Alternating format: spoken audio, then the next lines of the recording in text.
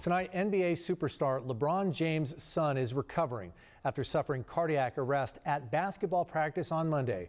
Broney James was practicing at the University of Southern California, the school he committed to back in May. Good evening and thank you for joining us. I'm Carlo Cicchetto. Marcella Lee has the night off.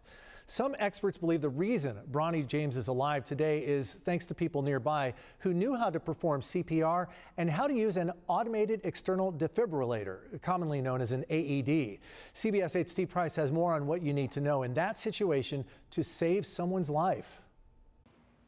You are seeing these more and more all across the county, defibrillators. Now, you might be scared to use one, so we're going to show you just how easy they are to operate and how important they are when it comes to saving lives. Broney James to the basket. Broney with a basketball bombardment. Broney James is young, athletic, and seemed to be a model of perfect health. But LeBron's son collapsed during basketball practice this week at USC. He suffered a cardiac arrest, which is when an electrical malfunction in the heart causes it to stop pumping blood to vital organs, and it only takes minutes before those vital organs start shutting down.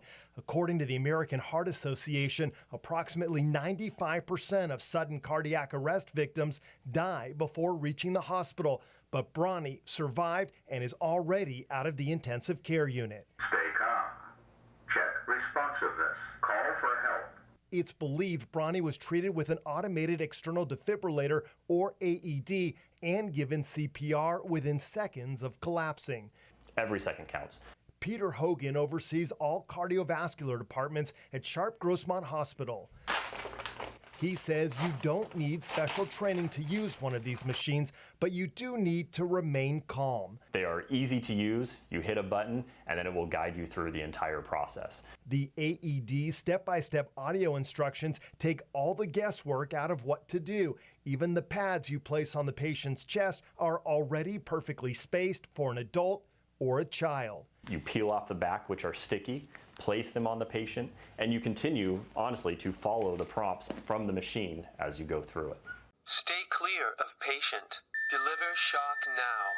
Peter says it's best to have a second person helping during the process so one can focus on the AED and the other giving CPR, because you definitely need both to have the best outcome for the patient. CPR continues to circulate blood throughout the body, so the body needs oxygen from the blood to keep your vital organs functioning. What the AED does is it essentially gives an electrical shock to your heart to reset it in hopes that it puts it into a normal rhythm of the heart.